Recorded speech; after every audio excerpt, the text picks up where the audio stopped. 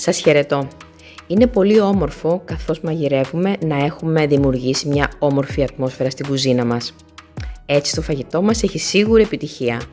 Έχω ανάψει λοιπόν το κεράκι μου, πίνω τσάι κανέλας γαρίφαλου, το είχαμε πει και προχθές στο σεμινάριο βοτάνων της θρέψης και ετοιμάζω μια ξεχωριστή σούπα, τη σούπα κάστανου. Η σούπα αυτή είναι ξεχωριστή γιατί έχει φρέσκο τριμμένο ginger μέσα και έχει και φασκόμηλο.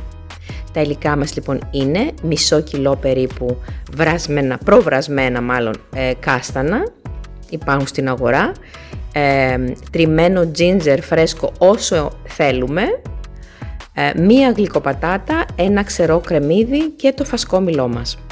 Τα ρίχνουμε όλα μαζί στο κατσαρολάκι μας, ρίχνουμε και λίγο βούτυρο, τα σοτάρουμε όλα μαζί και μετά ρίχνουμε λίγο ζεστό νερό, είτε από ζωμό λαχανικών είτε απλό ζεστό νεράκι.